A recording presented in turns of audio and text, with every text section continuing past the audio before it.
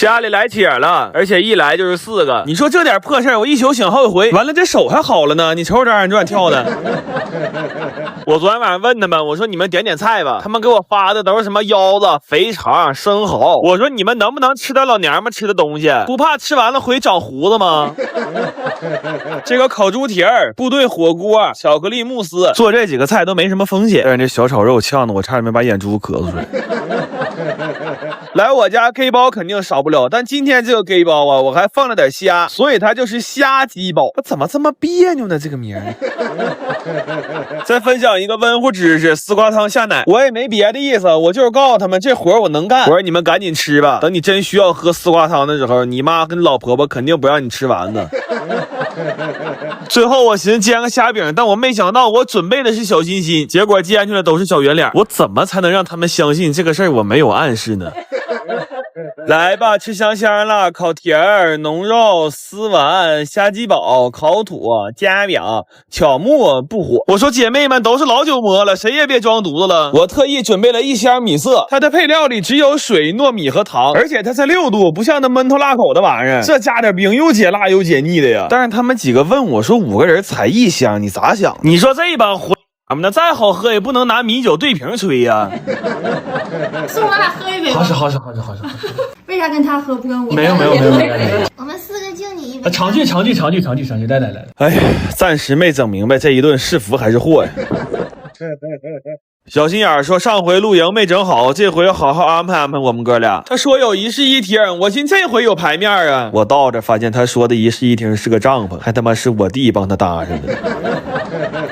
我实在太饿了，我没劲骂他。我说你等我吃完这个金三制的啊。有了上次的经验，这次我就带了2个卡式炉，这在野外喝点我熬的酸梅汤，炒点肥牛卷子，再烤个大虾，这赶我情谊说的了。哎呦我这也太是那个了。这点玩意儿也就是他俩的前菜吧，那主食还没上呢。带了2块肉比脸大的羊排，还有一咬直冒血汤的牛排。就这点玩意儿给这些大爷大妈都馋迷糊了。有个大娘问我带着茶叶蛋能不能跟你换个虾尝尝，我说阿姨别说茶叶蛋了，你拿老伴换我都不换。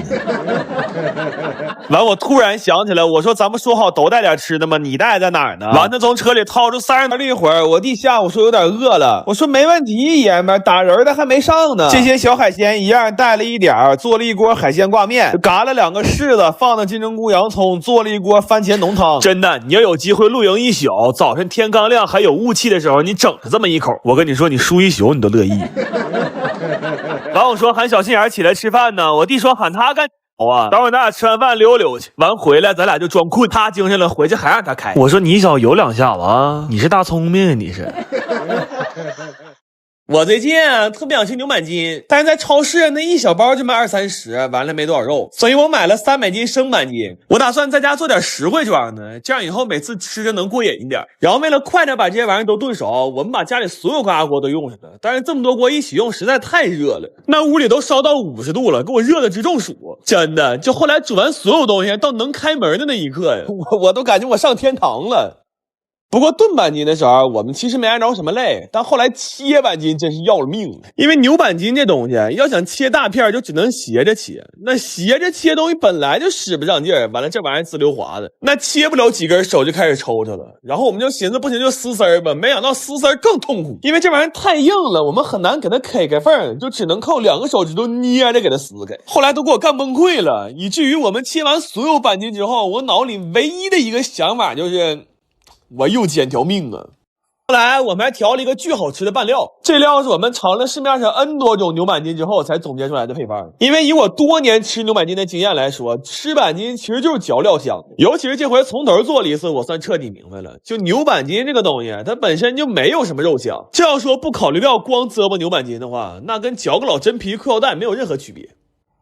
最后拌的时候，为了能吃得更香，我又放了好多料和芝麻。这板筋拌完之后都好吃麻了，它现在是香辣里边还带点甜味和蒜香味，而且越嚼越有滋味。尤其是这种大片的，这肉嘟嘟的吃的实在太过瘾了。而且我发现这玩意儿不光能当零食吃啊，要是再放点香菜和洋葱丝儿，它还能做成一盘直接上桌的凉菜。不过这玩意儿好吃是好吃，就是太塞牙了。我是发现了牛板筋这东西它特别认家，就是不管我是怎么吃进去的，它到最后一定能在我嘴里找到一处属于他自己的牙缝。我们同学今天领他媳妇上我家吃粥烩饭来了，我也纳闷儿，你说人别人媳妇怀孕都是回娘家赶上伙食，那他两口1个月上我家来一趟，比上产科检查还准时。完了，媳妇说想吃个巴斯克蛋糕，1个礼拜就1次吃甜食的机会留给我了，但是更馋辣的，还想吃部队火锅和麻辣肥肠。我们同学说他俩现在出去吃辣的都是偷摸去，完了怕崩身上有点子，还在车里备了好几套衣服。但是百密一疏啊，有一次还让他丈母娘给发现了，他丈母娘苦口婆心的劝他，后来劝累了洗澡了，他老丈人又上来了。据他媳妇儿回忆啊，说这两口上一次心这么齐，还是上高中的时候给他讲早恋的25条危害。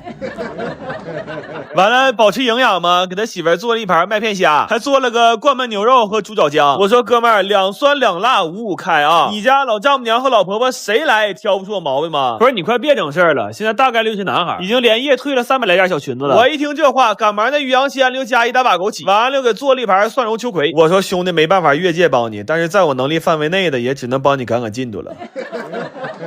完还做了个蒜香小排和芝士榴莲饼。我发现我要不买个空气炸锅的话，我还有一个办法，你可以把你家秤砸了。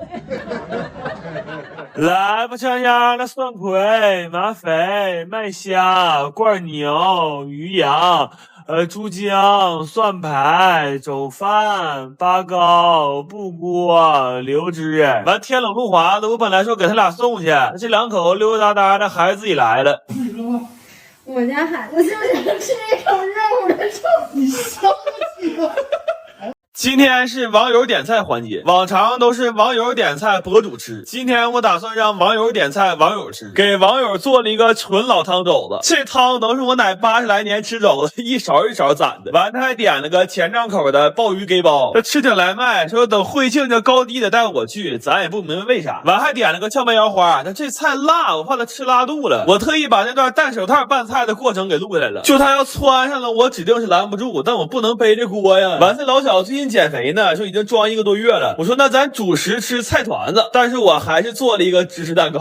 我说你这么想啊，减肥期间摄入点热量，那最多是个减肥失败。但你要胖的没边了，还舔脸吃蛋糕，那你在别人嘴里就是没皮没脸了。完了，社会上规矩咱也懂，点了一桌子，我不得净拿菜啊？给他做了一锅羊杂汤，还炸点辣椒油。我听说这活爹在家连饭都不会焖，这样我寻思你掰着白菜帮子蘸点辣椒油，好歹能扛个饿呀。完最后他点了几个家常菜，我寻思怎么的是照顾我呀，怕我多花钱呢？他说不是，我就想看看你和我家北门卖盒饭这个大爷到底谁狠一点。来吧，参加了老枣、炙糕、羊汤、油椒、爆鸡，第3辣油、菜籽、半腰、包肉。完我问我弟去不去，他说有那功夫。